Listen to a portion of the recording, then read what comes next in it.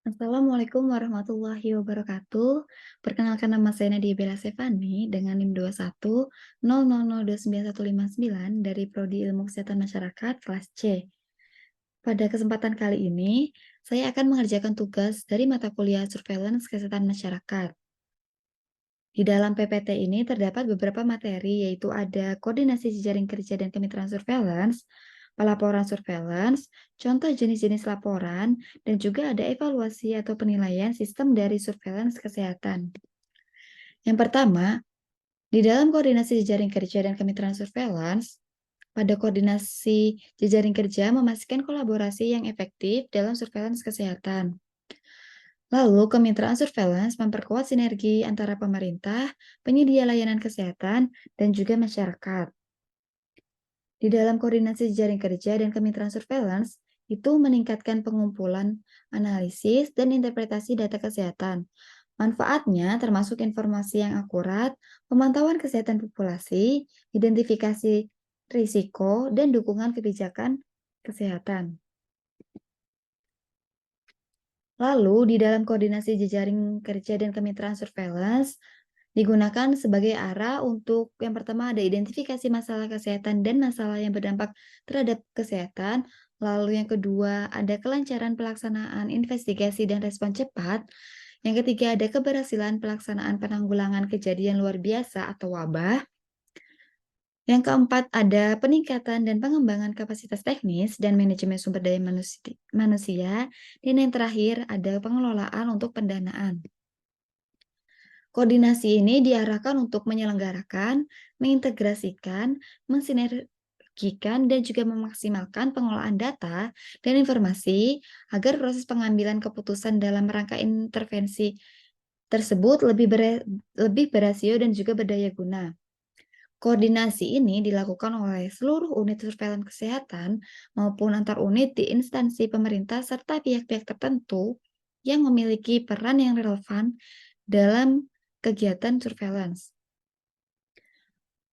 Pengertian dari jejaring kerja adalah suatu mekanisme koordinasi kerja antar unit penyelenggara surveillance kesehatan, sumber-sumber data, pusat penelitian, pusat kajian, dan juga penyelenggaraan dari program kesehatan yang meliputi tata hubungan surveillance kesehatan antar wilayah kabupaten atau kota, provinsi, dan juga antar pusat.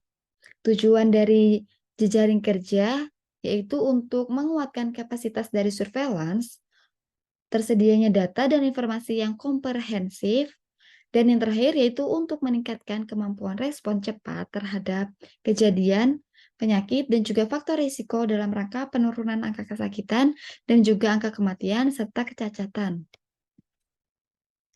Lalu selanjutnya ada pelaporan dari surveillance kesehatan. Pelaporan surveillance kesehatan di sini arti dari surveillance kesehatan yaitu adalah suatu kegiatan pengumpulan, pengolahan, analisis, dan interpretasi penyakit yang dilakukan secara terus-menerus dan sistematis terhadap kejadian dan distribusi penyakit serta faktor-faktor yang mempengaruhinya pada masyarakat sehingga dapat dilakukan penanggulangan untuk dapat mengambil tindakan yang efektif.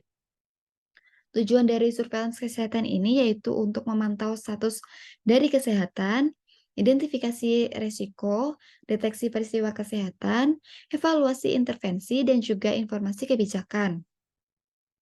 Dalam frekuensi pelaporan surveillance, ini itu dapat berupa jam, hari, minggu, bulan, tribulan, semester, tahunan, 5 tahunan, dan lain-lain, sesuai dengan kebutuhan yang akan digunakan.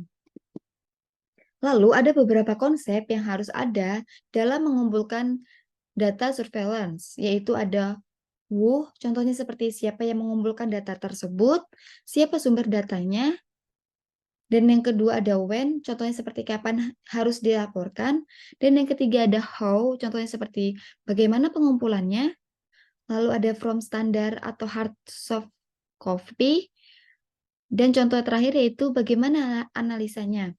Dan yang keempat ada what. Contohnya seperti jenis data apa yang dikumpulkan, lalu apa definisi kasus tersebut. Dan yang 4 ada whom. Contohnya seperti kepada siapa data tersebut dilaporkan. Dan yang terakhir itu ada where. Contohnya seperti di mana pengumpulannya. Di sini terdapat jenis-jenis laporan atau form rutin dalam surveillance kesehatan. Yang pertama yaitu ada laporan pemantauan status kesehatan populasi, yaitu data tentang prevalensi penyakit dan faktor risiko kesehatan. Yang kedua ada laporan deteksi dan investigasi peristiwa kesehatan masyarakat yang berisi informasi mengenai wabah penyakit atau kejadian kesehatan luar biasa. Yang ketiga ada laporan hasil analisis data yang berisi dari hasil analisis tren penyakit dan juga efektivitas intervensi kesehatan.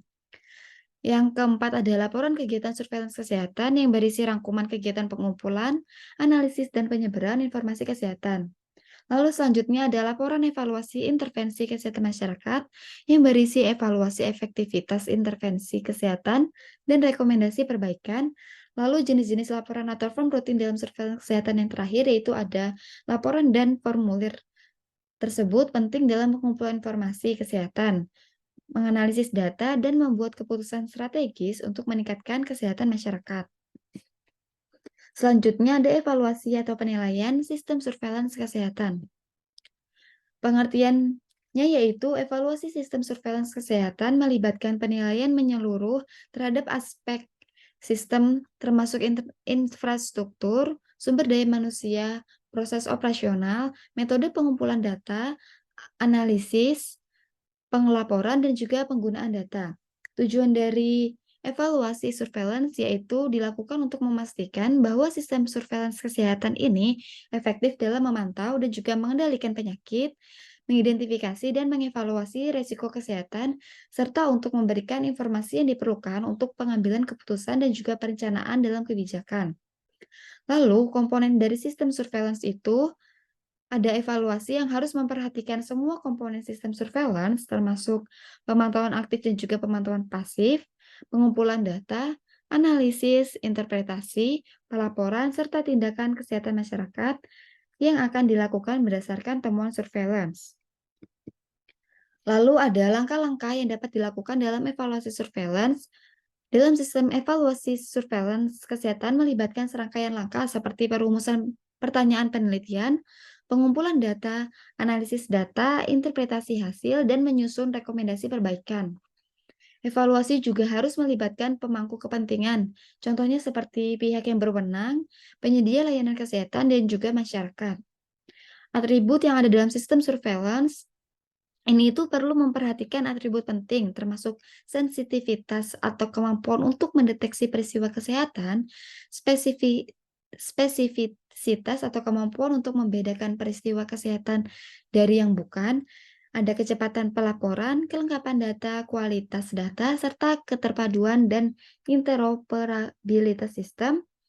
Dan yang terakhir itu ada indikator kinerja dari surveillance, yaitu evaluasi sistem surveillance kesehatan juga melibatkan penggunaan indikator kinerja yang dapat mengukur efektivitas dan efisiensi sistem. Indikator kinerja tersebut dapat meliputi tingkat cangkupan surveillance, waktu respon, akurasi diagnosa, kepatuhan pelaporan, kecepatan analisis data, dan penggunaan data dalam pengambilan keputusannya. Sekian materi yang dapat saya sampaikan. Apabila ada salah kata, saya memohon maaf. Wassalamualaikum warahmatullahi wabarakatuh.